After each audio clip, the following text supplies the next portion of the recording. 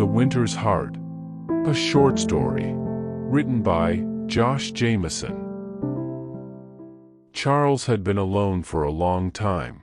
After the hard winter all those years ago, he had cut himself off from the world. He could still remember the small field where the crops grew had been was a wasteland of white. Though they had prepared for a normal winter, nothing could have prepared them for the torrent of ice and snow that had come, seeming to last forever. With all that he had lost, it felt like another lifetime had passed since then. For months during that frigid winter, Charles had to live with Betty, his amazing wife of 55 years, sitting right outside their door in her favorite rocking chair. He had tried to dig her a respectable resting place immediately after her rapid descent from a vibrant woman who was the light of his life, to the husk that no longer held the spirit he adored. The frozen earth had proven too stubborn to create even a shallow grave for his sweet bride. He knew he was fortunate though, as the cold weather kept nature from taking its toll on her body, but this gave him no solace at the time, knowing that every time he needed wood for the stove, he would have to pass by her. She sat in her favorite chair, next to his on the porch, somehow always rocking. Shortly after the cold finally relented, he was able to lay Betty to rest on the crest of the hill near their home, next to the barn. He knew he could no longer put off the other things he had to do once the dreary deed was done though. Unfortunately, he had to finally venture into town. Betty had grown close to many of the people in town over the years, as she normally would go to town for the necessities that they could not grow on the farm themselves. So as soon as he got to town, all of the people that Betty had grown close to over the years rushed to him as he pulled up to the general store. Their questions had been flurried and rushed, though all of them brought the same meaning. "Where is Betty?" and "Betty does your shopping, Charles, what's the special occasion?" and the one that made him stop in his tracks, "Where is Betty? Why didn't she come with you?" He knew that people would ask where his lovely wife was, and thought he had prepared for the onslaught of questions. He quickly realized, though, that he did not fully comprehend the extent to which Betty was part of the community. He simply trudged on, almost ignoring the questions as they came. He could see the realization of the dark reality in their eyes, as he walked by them, each of the questioning town people understanding the reality in their own time.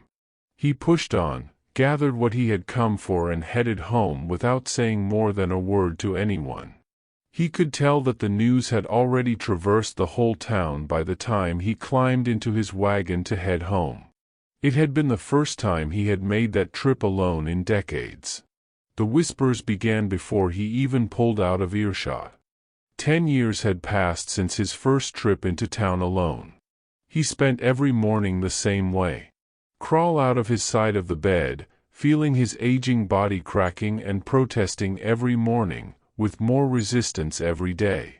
Then he would spend untold amounts of time sitting in the rocking chair next to his bed, looking out of the back window of his cabin, which had a perfect view of the memorial that marked her grave on the hill, next to their barn. He would spend hours hoping, praying, and straining his memory to see her smile just one more time. Silently wishing that this would be the day he finally could leave this sad life, alone in their cabin he had come to resent, and see his loving wife again.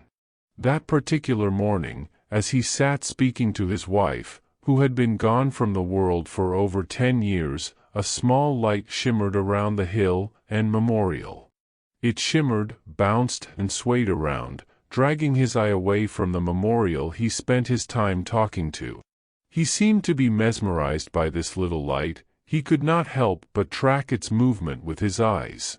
He found himself walking up the hill toward the shimmering light, entranced by how beautiful it was. He asked himself, "Is this the angels coming to finally take me to her?" As he approached the light though, he noticed that he cast a shadow when he walked through it, and realized he could not cast a shadow if that were the case. Charles was no fool, his mind had always been sharp. He looked for where the source for the glimmering light could be coming from, and found it almost immediately. The old barn had a few tools left from when the farm was more functional. A simple scythe, that they used to clear brush with years ago, hung just inside the doors, which were open just wide enough for the light to reflect off of the tool. Charles had stopped looking at this barn years ago. After he had cleared out the remains of what little livestock Betty and he shared after that brutal winter, Charles had shut the doors and never opened them again. Losing the livestock they had raised together, on top of losing Betty herself, was the final push that made the pieces of his mind hide away in solitude. All he could do now was wait to see Betty again. He had decided to stay away from people, and stay away from things like the barn that housed those final memories of the winter that destroyed his life. He had locked those doors years ago and never looked again. Laying his eyes upon the building now, he could not fathom how these doors had managed to open and grab his attention. As Charles looked at that scythe, the memories of their first year on the farm came rushing into his mind's eye. He could see himself wielding that very tool, slashing at the brush on the ground that they slowly turned into the fields that they would survive off of for years to come. The vision of working side by side with Betty were vivid and alive in his mind. The images of working hard to create a life for themselves on their land, together, were clear as the day they occurred. He could see and hear Betty laughing at him, her beautiful smile shining brighter than the spring sun in his eyes. Her laughter as he learned how to use the tool, poorly hacking away as he learned the techniques of the blade, were musical to him. The way that they pulled weeds side by side, cleared the plots for growing, plowed the land and planted the vegetables that would come to feed them and enable them to grow their little piece of dirt into a home, were all vivid memories. These memories he had not thought of in so long that he had forgotten they existed. He had told himself years ago that the pain that those early memories, growing together as a couple, just caused too much pain to recall. So he learned, as he had with the townsfolk, to just ignore everything. The simple thought that she would be there, waiting for him at the end of his life, would have to be enough. The feeling the memories now brought, though, which he had been terrified would consume him in cold sadness, now felt warm and light in his chest. Warm tears ran down his cheeks as a smile curved across his face. He found himself walking towards the barn, surprising himself with each step. It had seemed to him for years that some barrier existed that kept him away.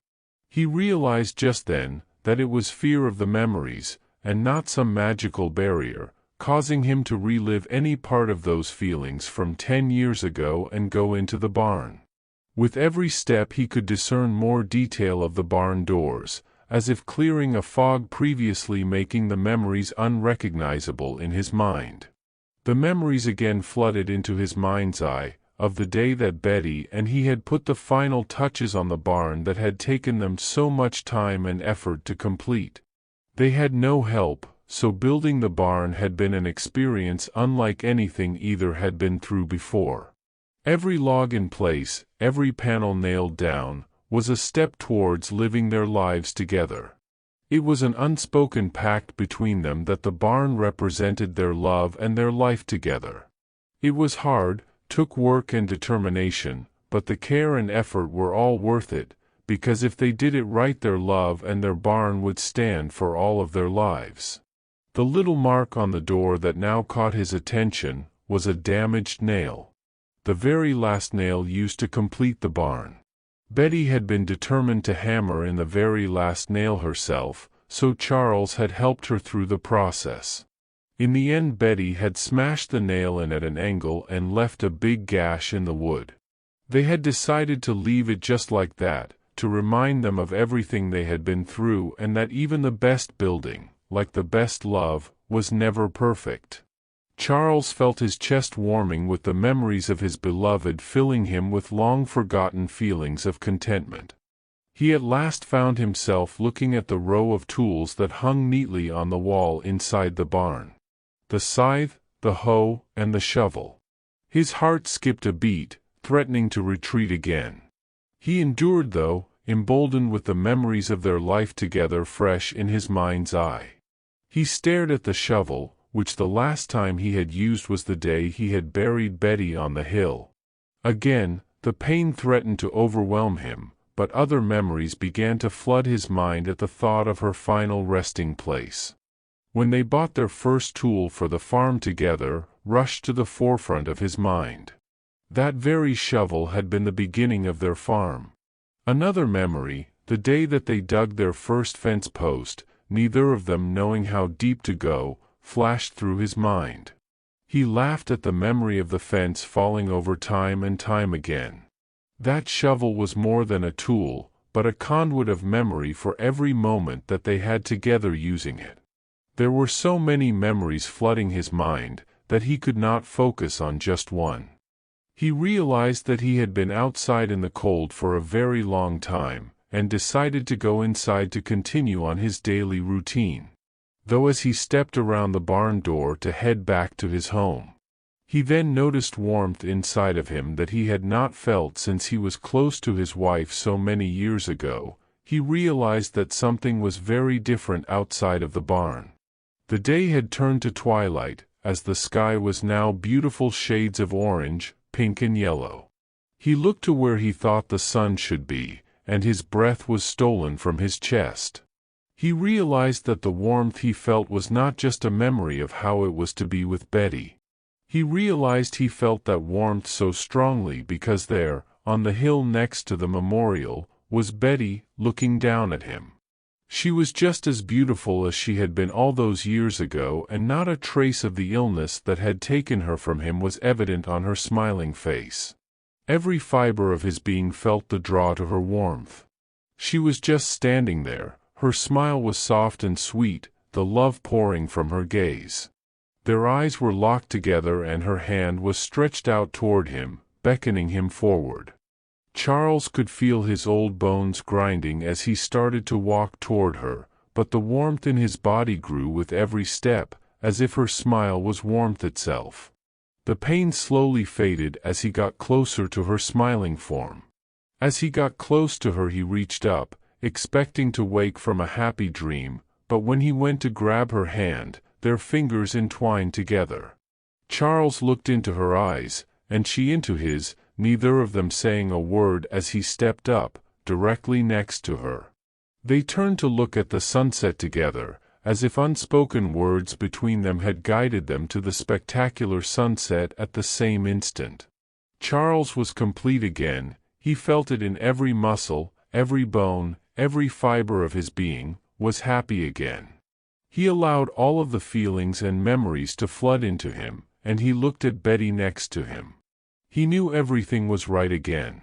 He went to turn and say something to her, but Betty began to walk forward, smiling and still grasping his hand.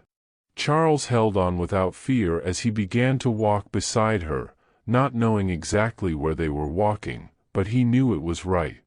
Though Charles was positioned perfectly to see the barn next to the memorial, he could no longer see either of them.